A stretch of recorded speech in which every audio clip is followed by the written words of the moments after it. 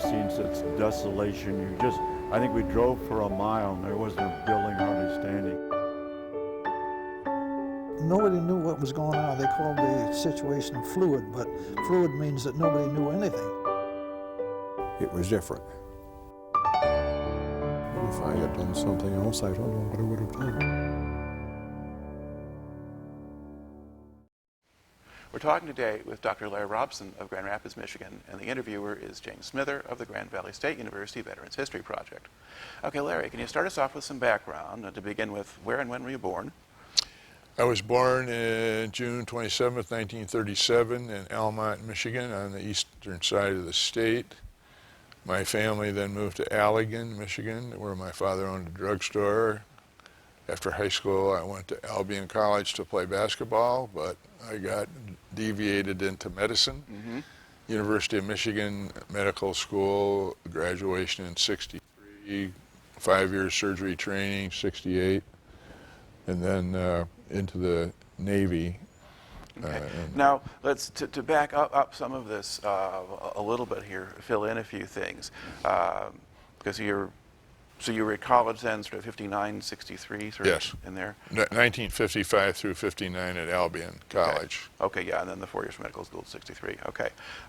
And during that time, what, if anything, were you told about military commitments for people who become doctors? When you go into medical school, did you understand that Uncle Sam could call you, or how did that work? I understood very well. Of course, that time coincided with the beginning of the Vietnam conflict or war, and we were told that virtually all physicians would have to serve one way or another. Okay, because 63 it hadn't really heated up yet, but you've got pretty substantial military in being already because of the Cold War and commitments in Germany and so forth. So even at that point, there's an expectation this will happen. And certainly after 65, now it's getting increasingly likely as you go yes. through that stage of your training that will happen to you. Yes. All right. And how much did you sort of know about Vietnam or anything like that before you actually start? Well, I followed the news quite carefully because of these ideas that physicians would have to serve one way or another, and among friends you have discussions, and it became clear that if you are going on into a specialty, you're really better off, if you can, being deferred through that specialty training than going in as a general medical officer. So that was my hope. Okay, and so how would you get that kind of deferment? There was a lottery system going on at that point that the government, armed services developed to help them with manpower planning in the future. It was called the Berry Plan. If you were drawn from the Berry Plan, you could specify the branch of service.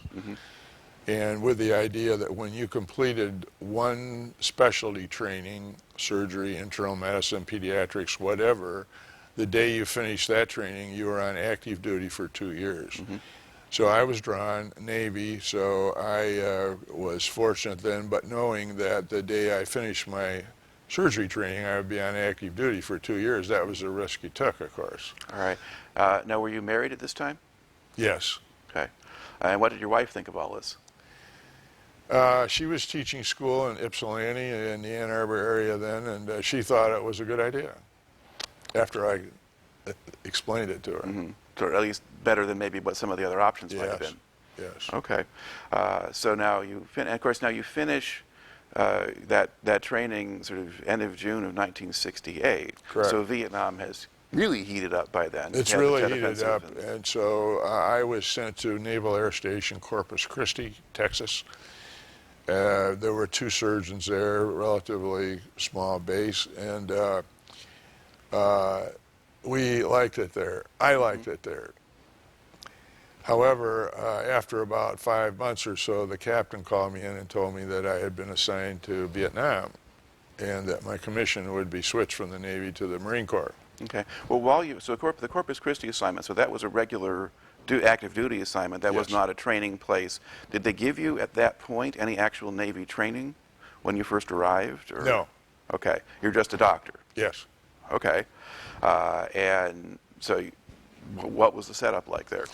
The setup was that I went in as a lieutenant commander because for rank, not for pay, your rank time started the first day that you signed on with the Navy, which for me was at the beginning of medical school. So I had 9 years of time in when I went on active duty. This was the Navy's Advanced Multi-Engine Training Center, and we had an office, surgery office, and then there was a hospital, and we would do regular surgery there, hernias, colon surgery, whatever. Okay, so it was just It was fun. And any kind of sort of general surgery, Yes. whatever sort of came up for the people there. Correct. Okay, and so you had your wife with you while you were Yes. there. Okay, 2 children. okay.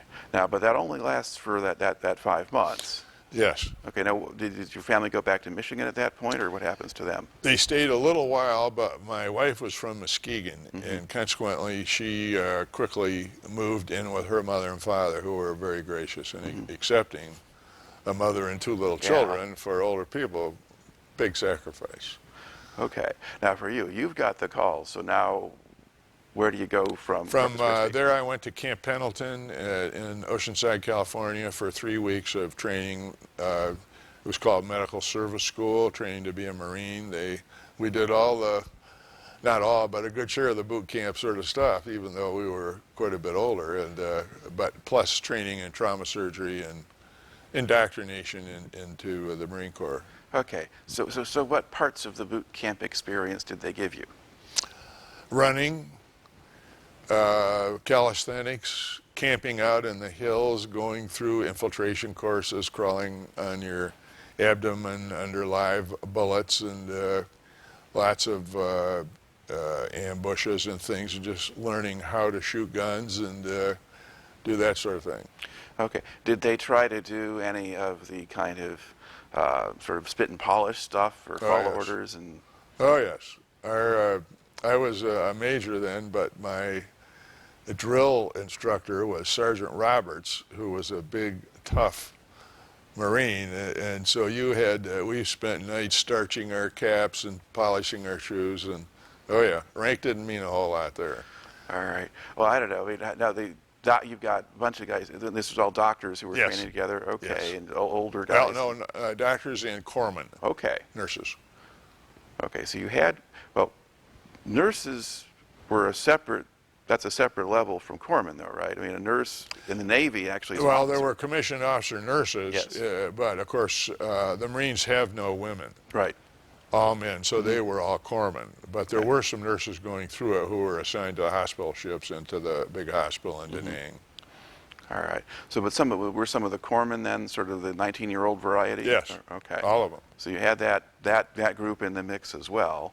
All right. So how did you doctors respond to this kind of treatment? Well, quite well. I think we were all out of our element and just sort of trying to mentally and emotionally deal with the whole thing. Not that we didn't know it might be coming, particularly if you're a surgeon. You were nearly 100% likely to be sent. If you're a pediatrician, very unlikely to be sent. Right. So in other words, you viewed this as some kind of maybe practical preparation for going into a combat zone. Yes. Okay. But as for the rest, the way you're being treated by drill sergeants or things like that, this is a period when a lot of people aren't terribly enthusiastic about authority. Oh, that didn't bother me. I'd played sports all my life, and I was used to people yelling at me and all that, so that didn't bother me. Yeah, but it doesn't sound like you've got quite the level of hazing or the rest of what would go on for the regular recruits in an 8-week boot camp or... Not even close. Yeah. Okay. And then at the same time, but you also actually do get some training that relates directly to surgery and the job that you'll perform.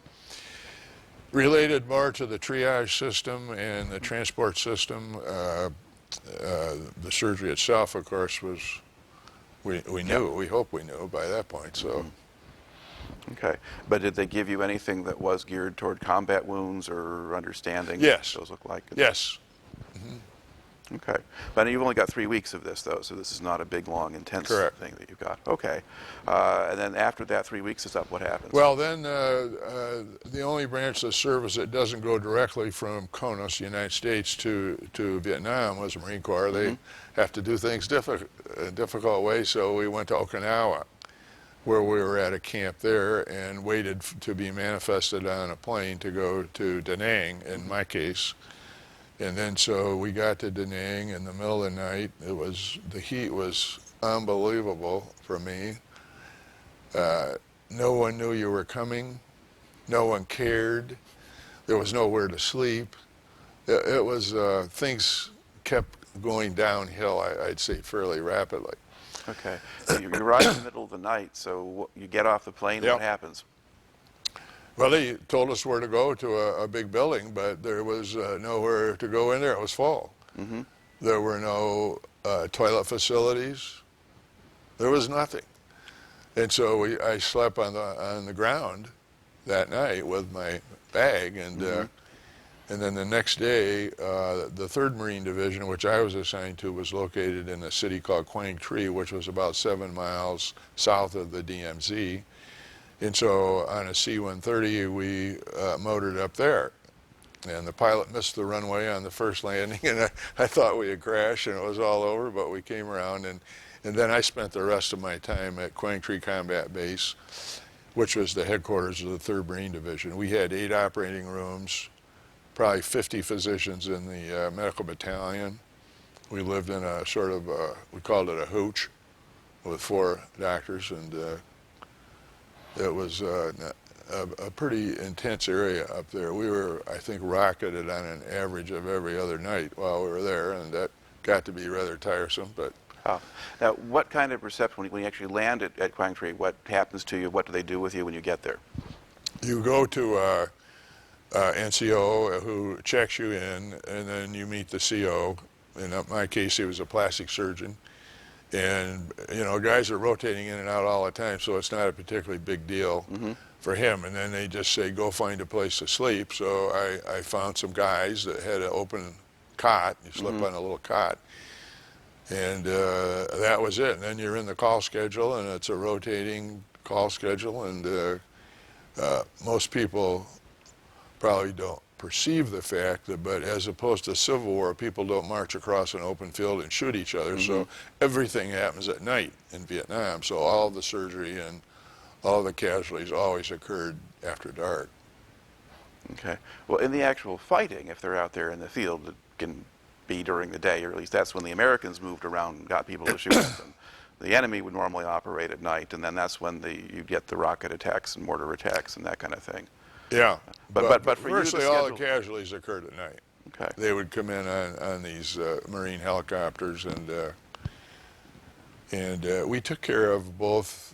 There were no Viet Cong in this part of the country, or all what they call NVA, regular North Vietnamese soldiers. Very strong, dedicated, tough guys. And we took care of them too. All right. Now, I'm going to try to kind of sort of construct a little bit of sequence here. So you arrive, you find the hooch. Now, how would you describe the hooch you're in physically? The hooch had 4 cots in it, metal roof, and half sides with screens. We had to be in mosquito netting because of the risk of malaria, so we made, out of coat hangers, I strung them together to hang the net over this. Then I got a chair and put my flak jacket and helmet and boots there, because when you hear a rocket, you got to quickly get in your bunker. There's little bunkers around there where you can crawl inside, sandbag bunkers basically. Okay. And did you ever sort of get used to the rockets and just not bother anymore? No. No, we never did. The challenge was figuring out incoming from outgoing, because they're firing artillery all the time, every night. The only time I did was the last night I was in country. I was in the hospital in Da Nang, waiting to leave to go to Okinawa again on the way home. And we were rocketed, and I just said, I've done this enough. I'm just going to get under my bed, and I'll take my chances with that. So that was the only thing. All right. So you've got the living quarters, and now at Quang Tri, I mean, do they have not sure, were there any Vietnamese civilians left in that area? Or Oh, they a lot moved of all them. out? Yes, they did well, they took care of the trash and that sort of thing. They were very poor peasant sorts of people. They would get clearance to come on the base, but not many of them. Okay. Now, did they clean the hooches and stuff? No, or, no. Or do laundry? No, or, no, or they just just- certain other services on the base? Yeah, because they're pretty careful with who they let in and what they let Oh, them do for up sure. there Yes. in that particular Yes. spot. All right. Now, how quickly after you arrived do you find yourself actually performing surgery? Well, the first day, Okay. first night. All right. And sort of what range of, what kinds of injuries and things did you see a lot of? Well, either rifle injuries, the AK-47 was what the enemy had, and they're a high velocity weapon, and they're terrible, or shrapnel, and all parts of the body. The casualties would be offloaded helicopter and put into a triage area where there was a triage surgeon who would prioritize who got taken care of and who didn't, and then they were moved into a hall waiting to go into the operating rooms, and under the primary direction of the corpsman, it would tell you who's next, and you just work till the work was done. And it was quite discouraging, quite sad. Yeah. You know, what level, I mean, of success did you guys have, do you think, or how if? I don't know, Jim. We were unable to keep people at this facility for more than 2 days. They were airlifted down to Da Nang to the NSA hospital. So hard to know. Yeah. The neurosurgery cases were transferred by chopper out to the hospital ships. There were 2 hospital ships that exchanged between Da Nang and Quang Tri every 5 days, and so we would have to ride out there with them to take them out there, and then they had a couple neurosurgeons on the ships, but other than that we did everything. Yeah, and so I mean, it sounds vaguely equivalent to the old TV series MASH on some level. Yeah, this was what amounted to a MASH unit. Yeah, and you do that. Except we didn't move. This was a fixed facility. That was all right. And okay, so you have. So how did the sort of the rotation or the shift system work for you? A 1 through 8. You got a number, and if you're on first call, you're the first one called, and the corpsman again run that. And when you're number 8, you're the triage surgeon, so you don't operate as a triage surgeon. It's a 24-hour shift, and like I say, most of the days are pretty slow, but it's that nighttime that the casualties arrive, and so. So when did you sleep?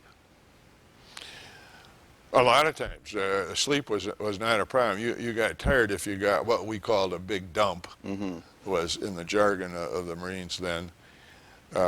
You get very tired then, but then you go from first call to 8th, and you have opportunity to sleep. And it was very hard to sleep over there because of the heat. And so occasionally we would go into the operating rooms, which was were air conditioned, and push stuff off the shelves and just sleep on the shelves of the holding areas. And so it's not a really luxurious assignment. Now with the Marine Corps, we were right on Highway 1, which connects Saigon and Hanoi, and across the street was an Air Force place, and they lived much better than we do. The officers had much better food, much better everything, but the Marines deserve to go first. They choose to go, or they could go second, but they choose to go third class, and I spent probably 6 months wondering, what is this all about? And then I developed the greatest admiration in the world for the Marines. Unbelievable. All right. Now, over the course, so did you spend a full year's tour there, basically? Slightly less. If you recall, in those years, Nixon pulled out some units, and the 3rd Marine Division was the first unit in a division level in Vietnam, and consequently they were pulled out. Unfortunately, that occurred in the fall. They didn't take the doctors. And so we had to stay, and the 101st Airborne, which is an Army unit, came up there. I never saw so many Huey helicopters in my life. This guy was filled. The Marines don't have those. Yeah. Now, did you go to Phu for that, or? No, You stayed in Quang Tri? Okay. Yes, I stayed there the entire time. All right. Now, was there sort of a rhythm or a pattern to things in terms of the amount of traffic or business you got? I mean, were there long stretches that were pretty quiet without much fighting? No, not much of that.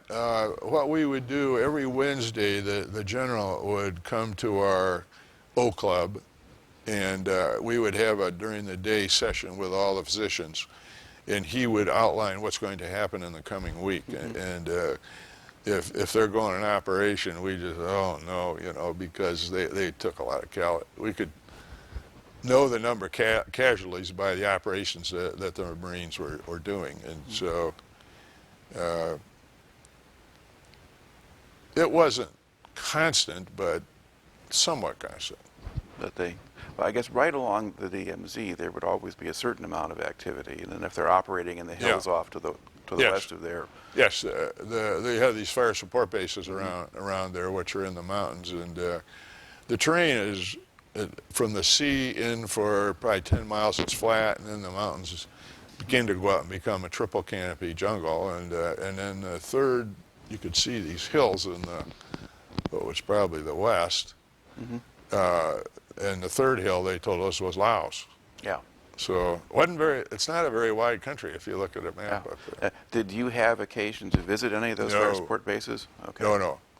You can't go, as a doctor, you can't go off the base. The only physicians that were killed in Vietnam were people who were sightseeing and would arrange a trip on a chopper with a friend who was an officer, and all Marine aircraft are flown by officers. And so no, you weren't allowed to leave. We did on Wednesdays also go into Quang Tri City in a convoy and do surgery at a State Department hospital there that was manned by Navy general medical officers, 1 day a week, half day. Okay, and there were you treating the civilian population? Yes. Okay. Yes, cancers of the stomach and accidents, that sort of thing. Same as you treat in Grand Rapids. Yeah.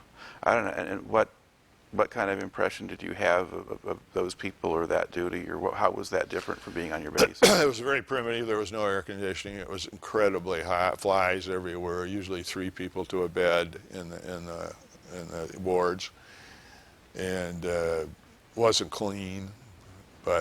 And whether we really accomplished anything, I don't know. It was possibly more political than medical, I suspect. But well, the Marine you do Corps, what you're told. Yeah, well, the Marine Corps had a fairly substantial campaign of sending people out on sort of medical patrols or whatever to go out. Well, the general medical officers would go out even on some platoon-sized operations, but not the specialists. Right. And the corpsmen got to do that kind of thing. The corpsmen, in my view, were the heroes. Their kill and injury rate at that time was approaching 50%, and just awful, as bad as you could possibly imagine. But these men were just so brave, and I admire them greatly. Now, the ones you had working in the hospital, had a lot of those done time in the field already and rotated back in? Yes. Yeah. Yes. Yeah, so they'd seen all that stuff already. Yes. Which I suppose makes better preparation for actually working in the triage and all the rest of the stuff, because they've experienced all that before. Now, did you also get some who were assigned to the hospital first without having gone out, or did you not really? Yeah. Yes. And did you notice a difference between those guys, or? Well, they were pretty well trained by the time they got there, so they had more intensive training than we did, or different training, you know. And corpsmen would put chest tubes in for shrapnel wounds of the chest with air outside the lung, things like that. They were very talented and very skilled, and our best friends. Yeah. All right. And so what did your world consist of? There were other doctors, there were the corpsmen, were there other people you dealt with regularly, or people in other jobs? Or? No, the medical battalion was separate. We had a problem. These hooches were about 3 or 4 feet off the ground because of the monsoons and the rains. And there were some Marines who had what today would probably be called some sort of post-traumatic stress syndrome, and they would get mad at doctors. They would do things to themselves to try to get sent home.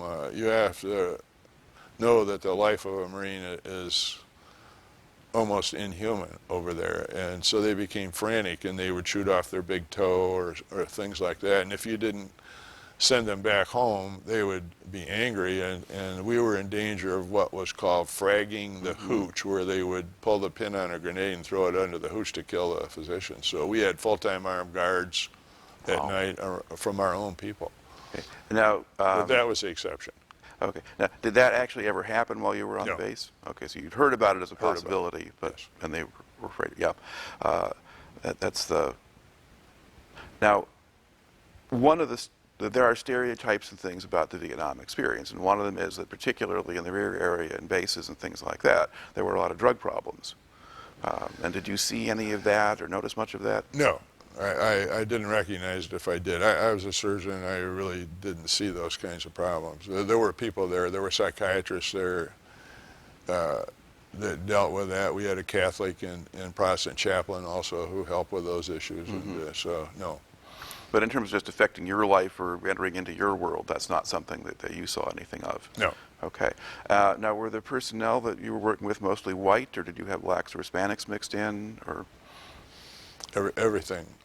I would say in those days that the rank and file of the Marine Corps had a disproportionate number of African Americans, and but there were everybody, both African American and whites, in the were corpsmen, and so. okay. And I mean, this was an era where at home there were a lot of racial issues going on, because you get over there not too long after Martin Luther King is killed and so forth. Yes. And does any of that show Yes. up in life on the base? Yes, it did. Yes, it was quite prevalent, actually. And it was too bad. And again, I am not a combatant. I'm just over there as a surgeon.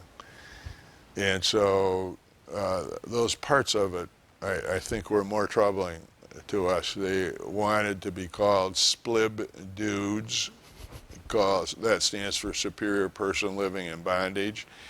And the setup was you had to go to the hospital. You had to walk down a long hallway where these people who were sick or in trouble would be sitting on the ground waiting to be seen in a clinic, and they would make obscene gestures and call you names and all that sort of thing. But you know, I don't think we ever got mad. I mean, we were very aware of how terrible it was in the bush, and so, you know, to have some not be able to tolerate that mentally, particularly these people who are often not educated and poor people, it wasn't very surprising that would occur. So I never particularly resented that. Yeah. I was a little afraid at times, but beyond that, no. But it wasn't. But that was sort of the level of what you observed. There Yes. wasn't sort of larger scale fighting or other things like that going on. Now, I think I heard a few stories about some racial things at the platoon levels, but not very much. Yeah. Yeah, I mean, and that's sort of one of the things we lose track of sometimes with Vietnam, is how individual people's experiences are. And in the world that you were in, you people had an important job to do and focused on that, and those were the people that you saw. Yes. And so you saw what goes on with them, and there's other things that happen in other places. All right. Now, you'd mentioned a while back that you did mosquito netting to prevent malaria, but didn't you have drugs and things? Yes, we did.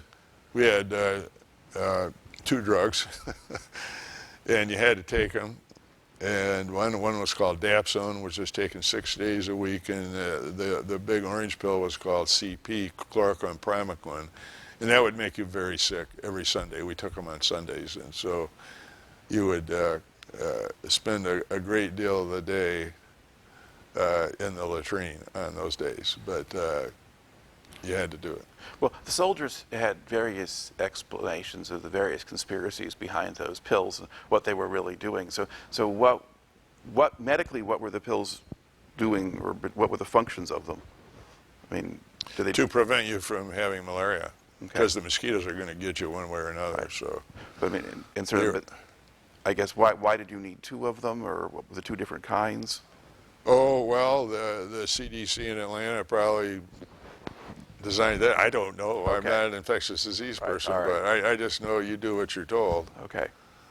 Because guys didn't always do what they were No, told. they didn't. No, they didn't, and they ran out of pills. And malaria was quite prevalent among people in the bush. So, and as you know, it's a long-standing disease. So Yeah. it's quite tragic. But I never saw anybody that didn't take them. All right.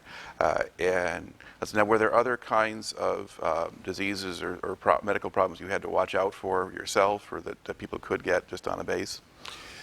Well, there was tuberculosis over there, and I actually converted my skin test while I was there, so I must have had it. Hepatitis from the water and so forth, and I did have that to a low-grade level.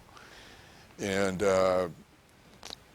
any cuts and things, because during the monsoon season, the biggest problem you have over is mold, and everything's, you can't imagine it raining for 3 months, you know.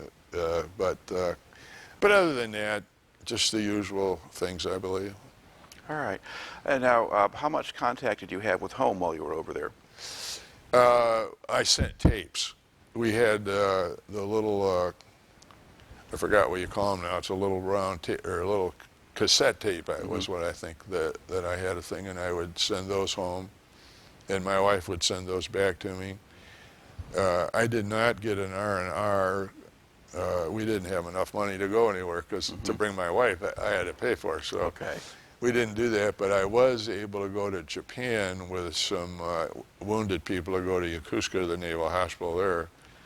And so I had a week there, and I was able to call once.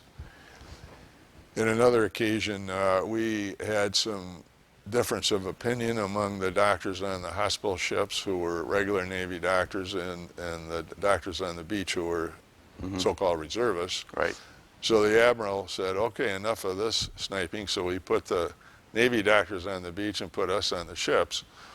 I thought, boy, this is going to be great. White uniforms, air conditioning, great food, and all that. It was the worst experience of my life, because it's so regimented. And our uniform on the beach were green undershorts, boots, and a helmet. And you were much freer. Even though the food was bad and it was hot, I preferred the beach. So it was very interesting. All right. So how long did you spend on the hospital ship? 2 weeks. Okay. And how long before you wanted to get back to the beach? A week. Okay. Yeah. Now, could you actually go to a beach while you were on the base? No. You couldn't go off the base. Okay. All right. And they didn't normally send you down to Da Nang for anything or anything else like that? You just No. kind of stayed pretty much where you were the whole Yes. time? Okay. Now, did most doctors stay in the same place for a year, or was it common to rotate them different places? I think they pretty much stayed there a year, yeah. Again, I'd be most familiar with the surgeons, but, you know, you didn't know when you were rotating. You just, like everything else, somebody tell you, well, you got orders to go home, you know. You didn't know when you were going home. And, but you knew the time, and you knew when you were getting close. People would write the dates on calendars and cross out, you know, so many days left in country, and all that you've heard about before. And, Okay. Now, you said at the end of your tour, you wind up with 101st Airborne. So how long were you with them? gosh, you know, I think maybe a couple months. And was there anything different about being with the 101st Airborne, or did your hospital function just the same way? The hospital functioned the same way. I need to be careful here, but I think there was some difference in discipline levels and the manning of the bunkers. We were on the perimeter of the combat base, and of course, in those days, the Geneva Convention was not adhered to at all, so we were fair game. And probably 30 yards from where we slept was the perimeter. It was wire and a bunker with a 50 caliber in it, and that was our protection when the sun went down. Now, they did use these big flares a lot if they had anybody probing the perimeter, but it wasn't particularly secure. All right. And so if somebody's out there smoking a cigarette, that's not a good thing because they know where you are then. So. Okay, so there's different levels of discipline enforced for that kind of thing. Yes. Now, did the base ever actually get attacked by sappers or anything No. like that while you were there? No. No. We heard rumors of that, but it did not happen. There was a base, a smaller satellite base of ours, north of us. It was part of us, which was called Dong Ha. And they were right on the Z, and there were a couple doctors up there, but they were in more danger of that, but it didn't happen. The Marines are a very, very tough unit. You definitely don't want to mess with the Marine Corps. All right. And so you never got a chance to go down, say, to Saigon or anything else like No. that? You were just very much in that one spot Yes. that whole time. Okay. Now, so did you wind up spending, though, the full year, ultimately, just the last 2 months of it stayed with 101st, or did you get to go home early, or? I think I went home a little bit early, a few weeks early.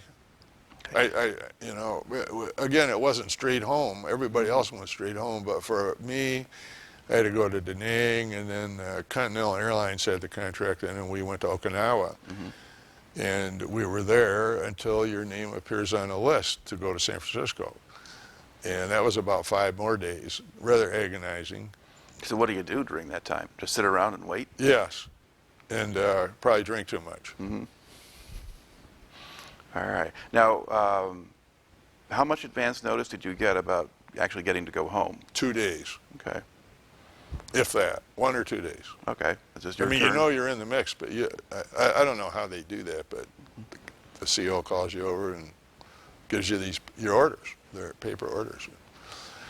All right. Now, are there other things that kind of stand out in your memory about the time spent in Vietnam that we haven't brought into the story here yet? I think that you form some incredibly close relationships with people. That was mitigated somewhat by the fact that people would rotate and you'd just get close to somebody and away they go, you know.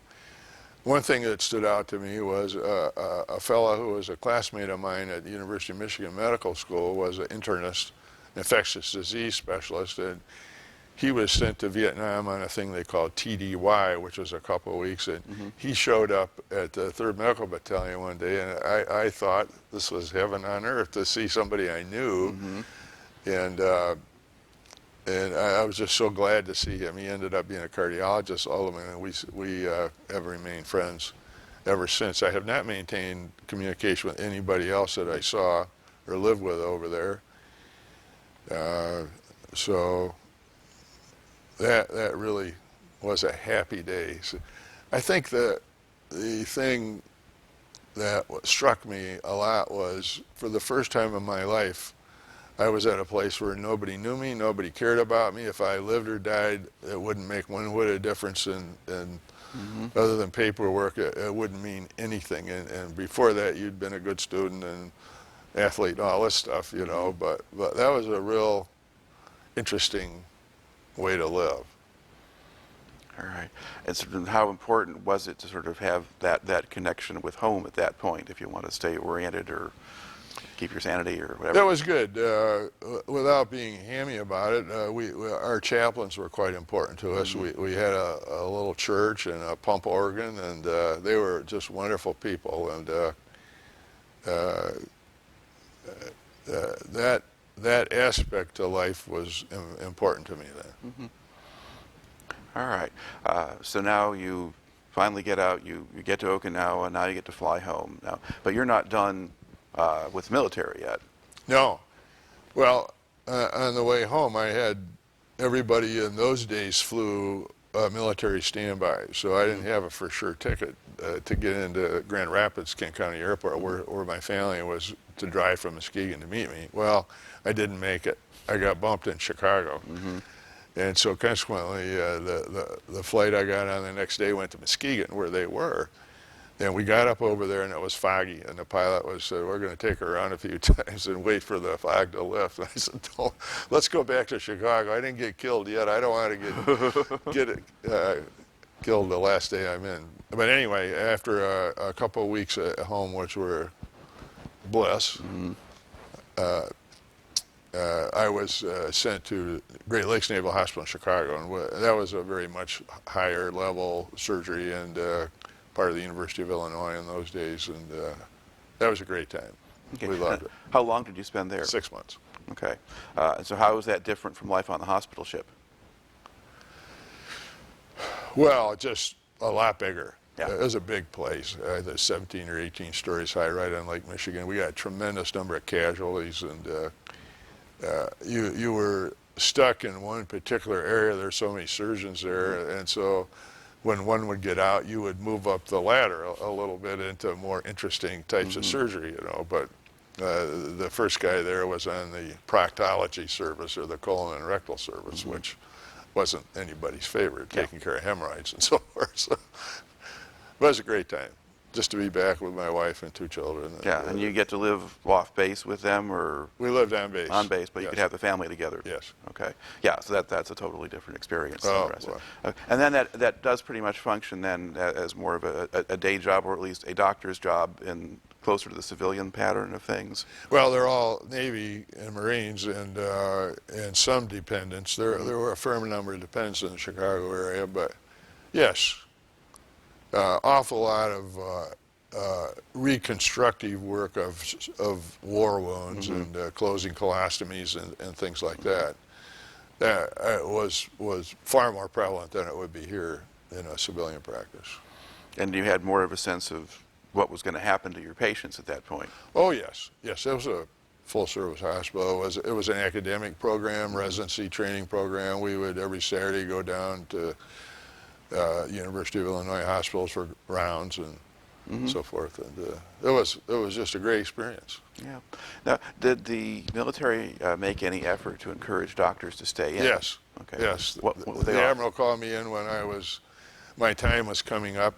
I had long before agreed to a fellowship in vascular and transplant surgery at the Ford Hospital in Detroit. And they would raise your rank if you re-upped, so to speak. I would have become a commander then, 3-striper. And but I just told them I'd already agreed to do this, and I thank you very much, but I prefer to not stay. Although I had great admiration for the Navy doctors, and they're really good, and particularly the chief of surgery there, I'll never forget him. He's a tremendous man,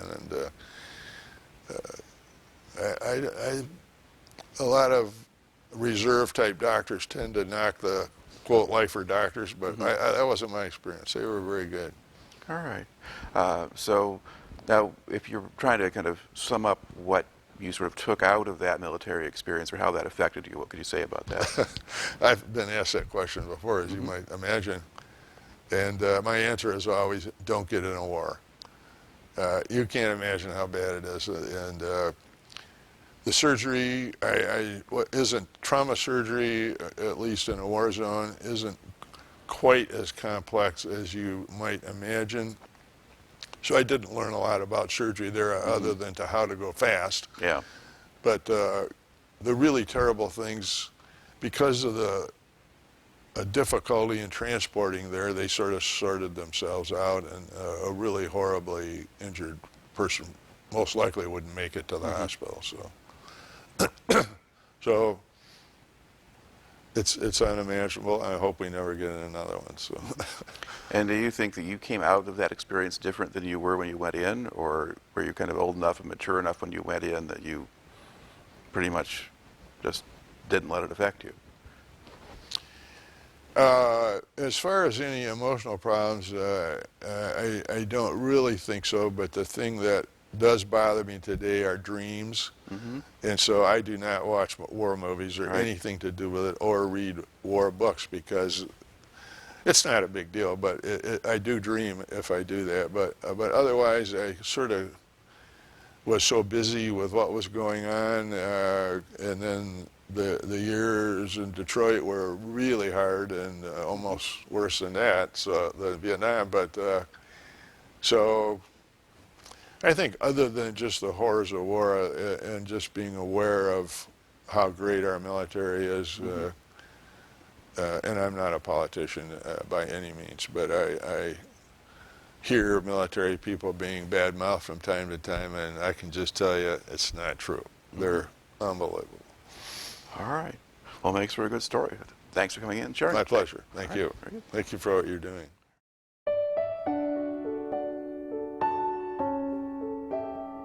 I never seen such desolation. I think we drove for a mile and there wasn't a building hardly standing. Nobody knew what was going on. They called the situation fluid, but fluid means that nobody knew anything. It was different. If I had done something else, I don't know what I would have done.